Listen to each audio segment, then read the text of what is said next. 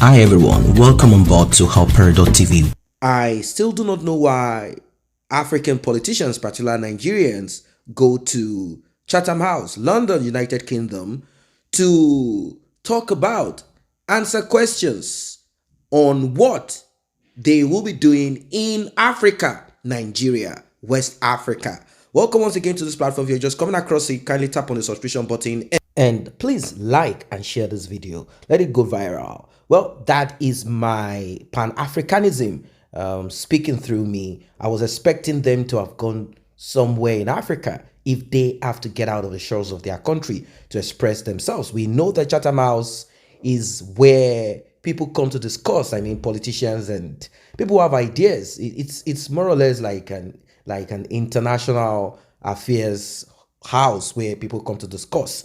I do understand that, but then I think we should get off from this if we need to regain ourselves, because it's like we are not even crawling. We are still, rolling on the floor. Well, Peter Obi, like the rest of them, decided to go to Chatham House, and where he will be answering questions and he will be telling people who are interested in what he has to say. He will be telling them what he's going to do and how he's going to go about Nigeria should he become president of the country. Let us listen to what he has to say. I spoke about Biafra being ended 53 years ago. It's all over the place in the space. I condemn all agitators, but in condemning them, you have to look at what brought about these agitations all over the place. It's not only IPOB. We have Yoruba Nation movement. We have all sorts. When you have created this level of massive poverty, where 63% of your population is poor, you're going to create all sorts of problems. I was speaking to a British minister this morning. I said we have about 40% unemployment. And we have about 60% youth unemployment, young people in their productive age doing nothing. If you have 15% unemployment in Britain today, you're going to have massive, remember, agitation. Nobody will be able to leave his house. So what you're seeing is a cumulative effect of leadership failure over the years, which will be solved by good governance. When people start seeing justice, fairness, and inclusive government and doing the right thing, all those things will start reversing itself. And that is what me and that is offering. I will talk and discuss with all agitators. There's nothing wrong in that. People agitate even in my house, and I talk with them.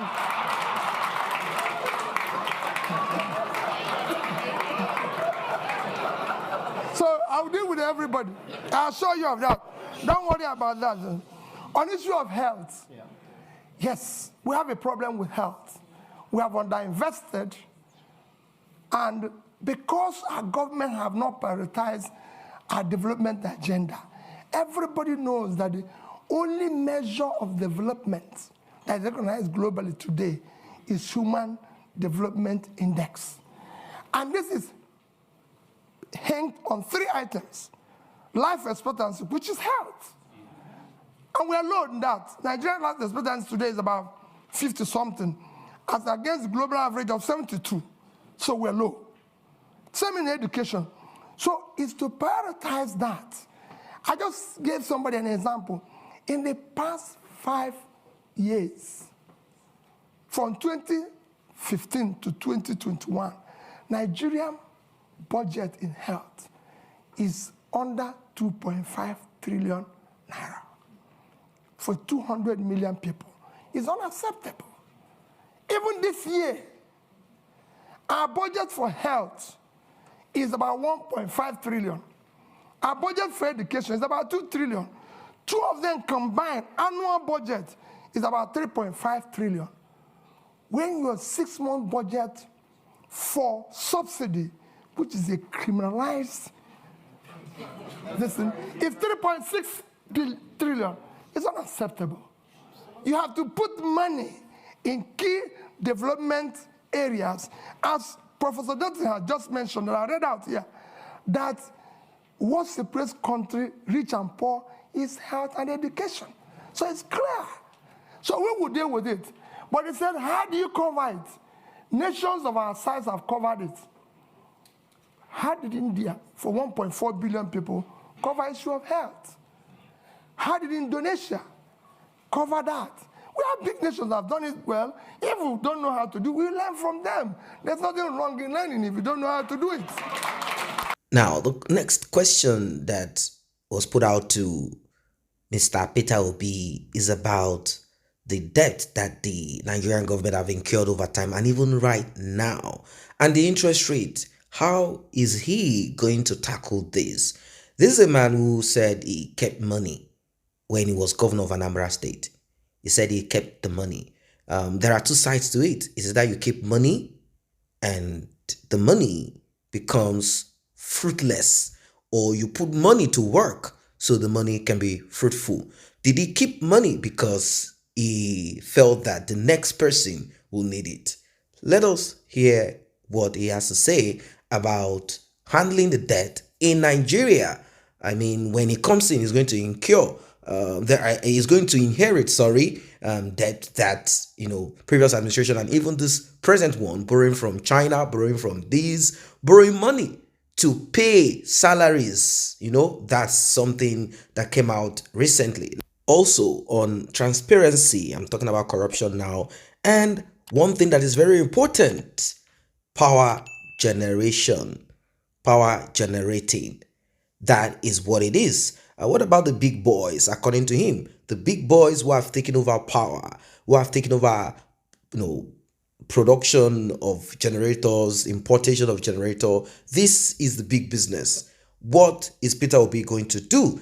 This means war. Should Peter Obi get in there and truly what he says is what he wants to do? I mean, should he get in there and really do what he has to do? I'm sure that it will be a low ranger. It's not going to be easy. It will be a all-out fight. When I say all-out fight, I mean all-out fight with all weapons ready to attack him. Let us hear. Nigerian by storm in recent months with your campaign and your vision to unify Nigeria, mobilizing young people all across the country. You mentioned debt a few times in your speech. Currently, the government is repaying debt to the central bank at an interest rate of 19.5%, which is extremely high. How do you plan to support the next generation? The government is paying? Repaying the central bank debt by 19.5% interest rate. How do you plan to support the next generation by dealing with the debt repayment crisis? And also, how do you plan to deal with tackling financial transparency in Nigeria? Let me start with my sister there. He talked about the big, what you're saying is about the big boys who are selling generators. Let me assure you what we've been campaigning on. Our campaign, you have heard them say we don't have structures. That is the structure we're trying to destroy. Structure of criminality. That is what I mentioned. That Nigeria is being held captive. That structure is structure that has impoverished Nigeria. We will dismantle it. It will not be there. I assure you of that. We're going to turn around the power sector. Nigeria generates about, today, 56,000 megawatts of electricity for 200 million people. And South Africa, the second biggest in terms of economy in the continent, 5 to 6,000. 5 to 6,000, that's been 5 to 6,000, sorry. And South Africa, the second biggest economy, 60 million people, generates about 40 to 50,000. And South Africa, in the past 3 months, have declared emergency in power and said anybody can generate up to 100 megawatts without license. So somebody who is 60 million, generating about over 40,000, declared emergency. What do you think somebody with 2 million people generating 5 to 6,000 will do? War. I'm going to declare war on power, and I'll solve it. Anybody who stands on the way, So be it. Bringing back foreign investor is very simple, Paul. Foreign investor is like bee and honey. All you need is to create honey. The way bee will find the place is very simple. Foreign capital is scared of corruption. Is scared of bad policies. Is scared of where there's no rule of law. You need to put a regulatory environment that makes it conducive. You need to secure it. That is at the heart of what Dati and I are offering. We will build that intangible assets of securing the country, making sure that we govern to rule of law. We will fight corruption. Dati have a record that is the only National Assembly member who refused to buy property of government when it was offered to all National Assembly members. You can go and look at his record. If you have seen anywhere he has compromised or put himself in a transactional position. And I'll stop running. I know how I approached him. And I told him, I and you owe it to save our people.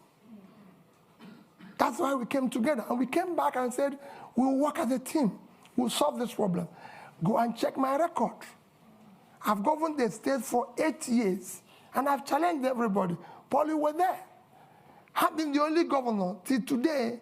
The day I left office, I was not owing salary, pension, gratuity, or any contract or any supplier. And I left in 3 banks in Nigeria, which I say every day. Access Bank of Nigeria, Fidelity Bank of Nigeria, and Diamond Bank. I left over $150 million. I didn't say naira. And I have over 30 billion naira. And Anambra State, you can go and verify anywhere. I've never had a bottle. Anambra State have never bought me. There's no land allocated directly or indirectly by me, and I signed over several thousands of C of O. Anambra has never bought me a bottle of water since I left office. So you can go. We will fight and stop corruption. Yeah. The first thing about stopping corruption is yourself. If you're not involved, your wife is not involved, your family is not involved, those around you are not involved, you reduce it by over 50%. And that's what I'm going to do. And I'm sure, Paul, you know that. We are committed. We can't disappoint these youths. We must build a new Nigeria. Well, that is an excellent delivery, but it is one thing to talk and it is one thing to act. You know, we have educated, wicked people. We have, illiterate, wicked people. And we do not want any of this at all. Nigerians are tired. They want to be sure. They want a system that is strong enough, robust enough to vomit within 1 year, 2 years, 3 years. Anybody that steps in there as president, I think we need to have a review. We don't want someone stepping in there, messing up and trying to hoodwink everybody. It's going to be another 4 years, 8 years. If Peter Obi steps in there and begins to talk about difficulty of this and that, how this is not possible. Now, I'll give you an example before, we end. And I want to throw it out to you like an open question. It's something that we should think about. A man, a lawyer, although he is not supposed to be in that position, but then let us say he was put there in quote administrative. So he will have, professionals under him. I'm talking about the man who said generating electricity in Nigeria is not rocket science. I'm talking about ex-governor of Lagos State, Fashola. Prior to his appointment, he said electricity, generating of it is not rocket science. He looked at it and he's like, come on, why can't we have electricity? He was given a task. He was put in the position to provide that electricity. He came back after some years. He said, look at my hair. My hair is gray. This is not how I went in. I thought it was easy. It is not easy. Why? is it not easy? Is it that he couldn't go to other countries where things work so as to see what to do to make sure that we have, or is it that they cannot salvage the power units in Nigeria? He went to different locations all over Nigeria. What he saw, he could not believe. And why is this? It's because he is surrounded by wicked people. When I say wicked people who are technicians, engineers, people who are in charge of power generating in Nigeria. He realized that it is not something that could be done in a federal capacity. States are supposed to be permitted somehow to be able to generate electricity. Let's say Lagos generates electricity, gives to or sells, provides to neighboring states around, something like that. But you know what it is? Even if they need a federal generating plant or plants, it could be done with proper research, visiting countries where things work. What are your thoughts as regards this one? Let us know in the comment section. Do not forget to like and share this video. Subscribe if you have not done so. I say a very big thank you to those who have taken time to subscribe to this channel. And if you're yet to subscribe, kindly tap on that subscription button and also the red bell icon so you will be notified whenever videos such as this are uploaded.